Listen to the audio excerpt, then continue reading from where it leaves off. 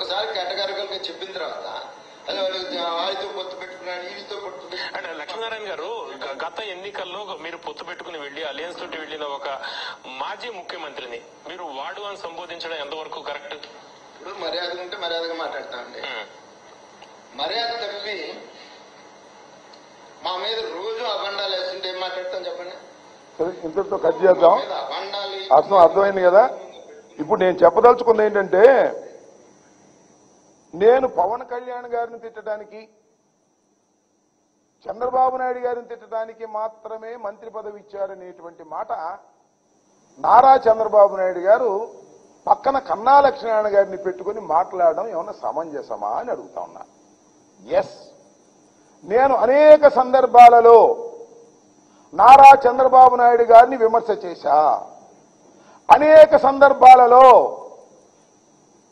పవన్ కళ్యాణ్ గారిని విమర్శ చేశా. గమనించమని మనవి చేస్తున్నా, రాష్ట్ర ప్రజల్ని గమనించమని మనవి చేస్తున్నా.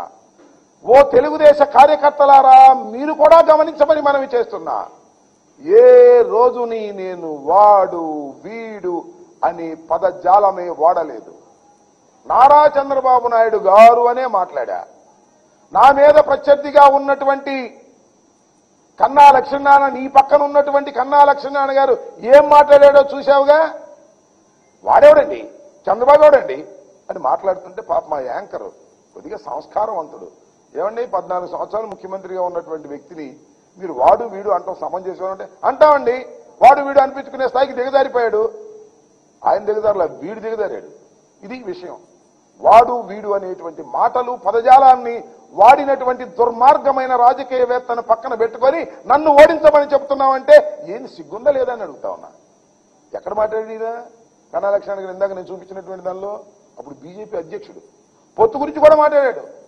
పొత్తు పెట్టుకొని మమ్మల్ని సమాధి చేశాడు అని మాట్లాడాడు. అమిత్ షా పొత్తు లేదు అని చెప్పాడని చెప్పారు. సరే, ఇప్పుడు ఈ పార్టీలో లేడు కాబట్టి అతనేం అడగడానికి లేదు. ఈ పార్టీలో లేడు కాబట్టి బీజేపీ గురించి ఆయన అడిగే అవకాశమే లేదు. ఎందుకంటే ఇప్పుడు పార్టీ మారాడుగా, బీజేపీ అధ్యక్షుడిగా ఉండి పార్టీ మారి ఇవాళ చంద్రబాబు సంకెక్కి సత్యనపల్లిలో నా మీద పోటీ చేసి నన్ను అనవసరమైన మాటలు అనేటువంటి పరిస్థితికి చంద్రబాబు నాయుడు గారిని తీసుకొస్తే ఏమనాలి అంటున్నా. వాడు వీడు అని దూషించినటువంటి కన్నా లక్ష్మీనారాయణని పక్కన పెట్టుకుని నా మీద విమర్శలు చేసేటటువంటి నైతిక అర్హత ఓ నారా చంద్రబాబు నాయుడు నీకు లేదు అని మనవి చేస్తున్నా. నేను మనవి చేస్తున్నా, ఒక్కరితోనే ఉంటా నేను, ఒక పార్టీతోనే ఉన్నా నేను. రాజశేఖర రెడ్డితో ఉన్నాను, తర్వాత జగన్మోహన్ రెడ్డితో ఉన్నాను, అలాగే ఉంటాను. ఒక పార్టీలో చేరి ఆ పార్టీకి కన్న వేసి మరొక పార్టీకి వెళ్లేటటువంటి నీచమైన రాజకీయ మనస్తత్వం లేనటువంటి వ్యక్తిని అని కూడా ఈ సందర్భంగా నేను చెప్పదలుచుకున్నా. విమర్శలు మరింతగా చేస్తా, ఘాటుగా చేస్తా, కానీ వాడు వీడు అనే బూతు పదజాలాన్ని నేను వాడనంటే వాడను. చంద్రబాబు నాయుడు గారు నేనేదో అన్నాను, బావురుమని ఏడ్చాడు. నేను అనలేదురా బాబు అంటే వినలా. తర్వాత తెప్పించుకున్నాడు. మీరు చూశారుగా, బావురుమని ఏడుస్తూ ఉంటాడు. అది నేనే అన్నానని, నేను అనలేదని తెలుసుకున్న తర్వాత మళ్ళా మాట్లాడడం, ఇది ఉన్నటువంటి పరిస్థితిని మనవి చేస్తున్నా. ఆయనే కాదు, నారా కుటుంబం మొత్తం ఏడ్చేసింది. అంతేకాదు నందమూరి కుటుంబం కూడా ఏడ్చేసింది.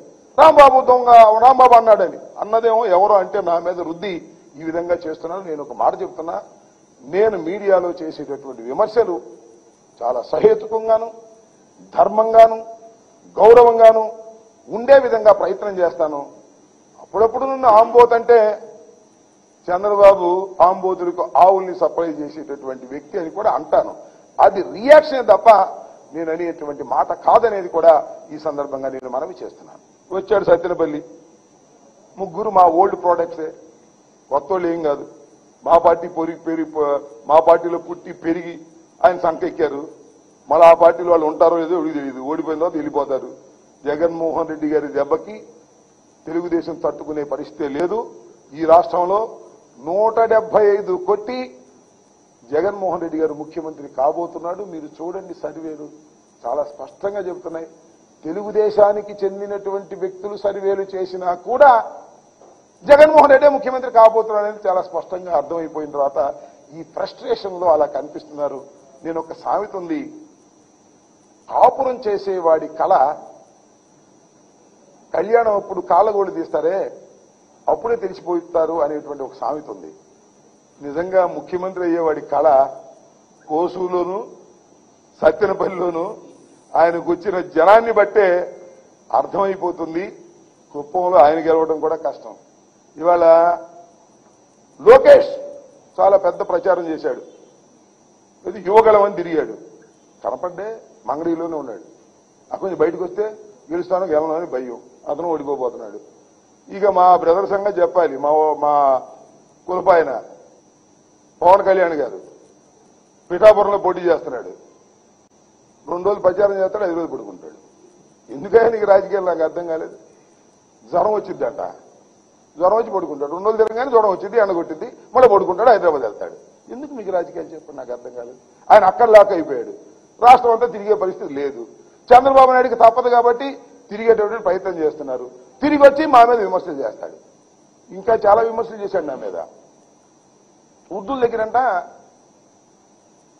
100 రూపాయలు 200 కాజేశానంట, అట్లా 10 లక్షలు కాజేశానంట. నేను ఇరిగేషన్ మంత్రిని బాబు, వాటి కోసం కక్కుట్టి పడాల్సిన అవసరం నాకు ఉంటుందా చెప్పమని అడుగుతా ఉన్నా. నా నియోజకవర్గ ప్రజలందరికీ తెలుసు నేను ఎలా ఉంటానో. డబ్బుల కోసం కక్కుర్తి పడేటటువంటి నీచమైన మనస్తత్వం నాకు లేదు లేదు లేదు అనే విషయం తెలుగుదేశం వారిని అడిగినా కూడా చెప్తారు. బ్రదర్, నారా చంద్రబాబు నాయుడు గుర్తుపెట్టుకోమని మనవి చేస్తున్నా. ఆ ఒడ్డిన మహిళ దగ్గర 2,50,000 అయ్యేయడానికి ప్రయత్నం చేశానంట. చాలా సందర్భాల్లో చెప్పా, మళ్ళీ అదే రిపీట్. కింద ఎవడో కాగితం రాస్తాడు, చదువుతుంటాడు చంద్రబాబు. చంద్రబాబు గారు తెలియదు అసలు ఏం జరుగుతుంది ఇక్కడ. కింద ఎవరో నా మీద కోపం ఉండోడు లెటర్ రాసిస్తే అది చదువుతూ ఉంటాడు. నేను అలా కక్కుర్తి పడేటటువంటి మనస్తత్వం కాదు నాది. నా మీద బురద జల్లాలనేటువంటి ప్రయత్నం చేసిన ఆకాశం మీద ఉమ్మితే ఎవరి మీద పడుతుంది, నీ మీద పడుతుంది. గుర్తుపెట్టుకోమని మనవి చేస్తున్నా. నేను ఈ నియోజకవర్గంలో నన్ను చంద్రబాబు నాయుడు గారు బాగా కక్ష పెట్టాడు, మంచిదే, నాకేం ఐ డోంట్ కేర్. ఎందుకంటే నేను అసెంబ్లీలో కూడా బ్రహ్మాండంగా మాట్లాడతానని, నా మాటకు ఆయన సమాధానం చెప్పలేడని, బయట ప్రెస్ మీట్లో కూడా నేను బాగా మాట్లాడతానని, దానికి సమాధానం కౌంటర్లు ఇవ్వలేరు కాబట్టి నన్ను ఏదో ఒక విధంగా శాసనసభకు రాకుండా అడ్డుకోవాలనేటువంటి ప్రయత్నంతో మా పార్టీలో, కాంగ్రెస్ పార్టీలో ఉన్నటువంటి వస్తాదిని తీసుకొచ్చి నాకు ముందు పోటీ పెట్టారు. అనేక పార్టీలు మాడొచ్చినటువంటి వ్యక్తి, నిన్ను అడ్డగోలుగా తిట్టినటువంటి వ్యక్తి. తెలుగుదేశం వాళ్ళు కూడా చెప్తున్నా, ఆయన అన్ని పార్టీలకు కన్నాలు వేశాడు. మీ పార్టీలో కూడా ఉంటాడు అనుకున్నారా? ఏమీ లేదు. తెలుగుదేశంలో అతను ఉండే ప్రశ్నే లేదు. ఓటమి పాలవగానే మళ్ళీ ఎక్కడో కూడా చెక్కేస్తాడు. గుర్తుపెట్టుకోమని మనవి చేస్తున్నా.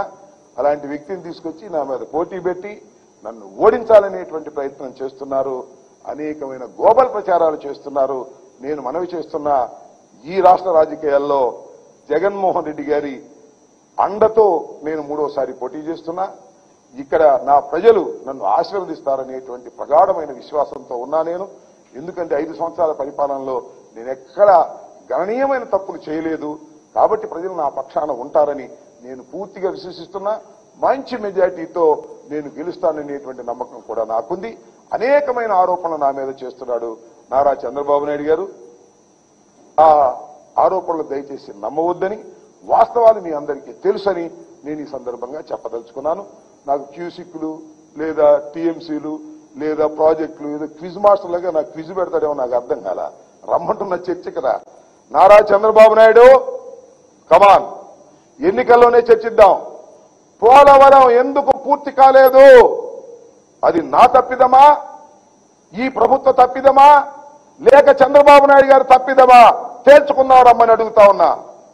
దిక్కుమాలినటువంటి పనులు చేసినటువంటి వ్యక్తి నారా చంద్రబాబు నాయుడు గారు. భజన చేయించాడు, గుర్తుందా మీకు? పోలవరం పోలవరం పోలవరం అని భజన చేయించాడు. గేట్లు పెట్టకుండా భజన చేయించాడు. స్పిల్వే కంప్లీట్ కాకుండా భజన చేయించాడు. కాఫర్ డ్యాములు కంప్లీట్ కాకుండా భజన చేయించాడు. డైవర్ట్ కాకోకుండా, నది డైవర్షన్ లేకుండా భజన చేయించాడు. కమాన్, దమ్ముంటే రా, చర్చిస్తా. పోలవరం నీ అసమర్థత వల్ల, నీ ఆలోచన విధానం వల్ల, నీ డబ్బు కక్కుర్తి వల్ల, ఇప్పుడు మీ మోడీ గారు చెప్పినటువంటి ఏటీఎం గా నువ్వు ఓడుకోవడానికి ప్రయత్నం చేసినందువల్లే పోలవరం దెబ్బతింది. దాన్ని బాగు చేసేటటువంటి ప్రయత్నం చేస్తున్నాం. ఏ క్షణంలోనైనా నారా చంద్రబాబు నాయుడు గారితో సిద్ధంగా ఉన్న పోలవరం పూర్తి కాకపోవడానికి ప్రధానమైనటువంటి కారణం నిందితుడు నారా చంద్రబాబు నాయుడు అని మనవి చేస్తున్నా. అదేమంటే ప్రతివాడు మాట అంటారు, రాంబాబుకు డ్యాన్స్ వేయటం వచ్చని. మీ పక్కన పవన్ కళ్యాణ్ ఇట్లేదు డ్యాన్సులు సినిమాల్లో డబ్బుల కోసం, నేను డబ్బుల కోసం డ్యాన్స్ చేస్తానా?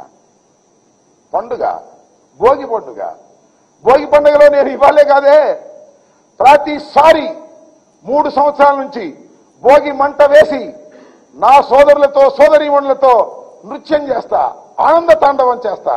దాన్ని పట్టుకుని రాంబాబు డ్యాన్స్ చేస్తాడు, రాంబాబు పండక్కి డ్యాన్స్ చేస్తాను తప్ప పొలిటికల్ గా డ్యాన్స్ చేసే స్వభావం నాకు లేదు.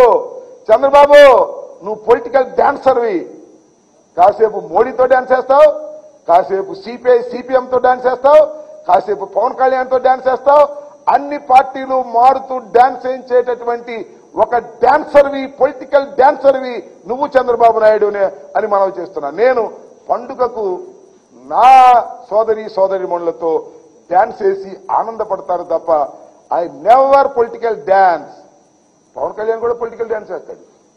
కాసేపు పవన్ కళ్యాణ్తో చంద్రబాబుతో డాన్స్ చేస్తాడు, కాసేపు మోడీతో డాన్స్ చేస్తాడు, కాసేపు సింగిల్ గా డాన్స్ చేస్తాడు, ఇటు అటు డాన్స్ చేస్తాడు, వీళ్ళిద్దరి మధ్యన డాన్స్ చేస్తాడు. ఈ రకంగా మీరు డాన్స్ వేసేవాళ్ళు, నేను భోగికి మాత్రమే డాన్స్ వేసేవాడిని. దాన్ని చూసి డాన్స్ చేస్తాడు, మీ మంత్రి డాన్స్ చేస్తాడు. అక్కడ మంత్రి అంటే ఏమిటో తెలుసా అంటున్నాడు. ఏమో మంత్రి అంటే ఏంటో మాకు తెలియదు, చెప్పు. మీ అబ్బాయికి బాగా తెలిసామో, నీకు మీ అబ్బాయికి. నీకు ముఖ్యమంత్రి ఎలా వచ్చిందో మాకు తెలియదు. మీ మా దగ్గర కొట్టే సంగతి ఎన్ని చెప్పుకోవాలా?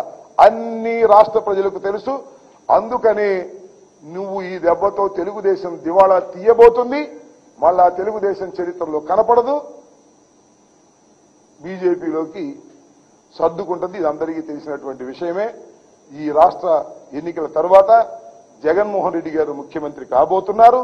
ఆ ముఖ్యమంత్రి అయిన తర్వాత చంద్రబాబు నాయుడు గారు వెళితే జైలు కన్నా వెళతారు, లేకపోతే మోడీ గారి పార్టీలో విలీనమైనా చేస్తాడు. ఇవాళ నేను చెప్పాను.